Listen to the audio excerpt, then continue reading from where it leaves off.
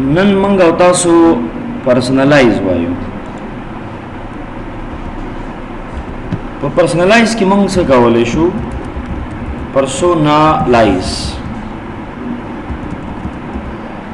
پرسنلایز کې موږ د ډیسکټاپ چې کوم بیک گراوند دی یعنی دا ایمیجز چې کوم دي عکسونه دغه سیټینګ کولای شو. دې ته وایي ډیسکټاپ او د ډیسکټاپ د بیک گراوند سیټینګ چې کو هغه په دې پرسنلایز کې کیږي. دویم په دې ډیسکټاپ باندې چې کوم سیستم آیکن پرتی دي دا غي سیټینګ هم دلته کولای شو.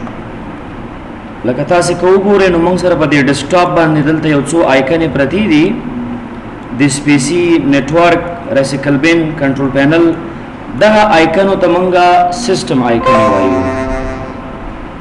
د دې لری کول بیرته راوستل دا کارونه هم ټول په پرسنلایز کې کولای شو.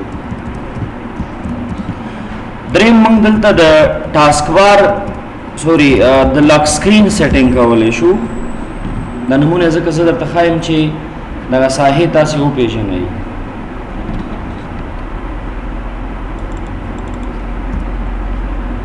لاک سکرین څه ته وایي؟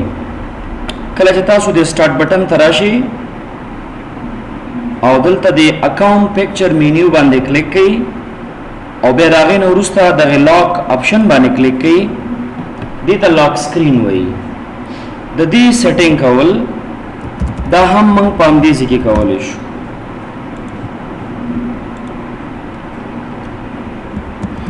څلورم د ټاسک بار سیټینګ دې ته ټاسک بار وایي که نه دې ساحې ته دې ځای ته ټاسک بار ویلی شي. دې د هرې برخې د هر پورشن سیټینګ هم پرسنلایز کې کولی شو. پنځم د سٹارټ سیټینګ دا هم پرسنلایز کې کولی شو. سٹارټ څه ته وایي؟ کله چې تاسو دې بټن باندې کلیک کړئ دا کومه وینډو چې تاسو ته راخلاصه شو نو دې ته سٹارټ وایي.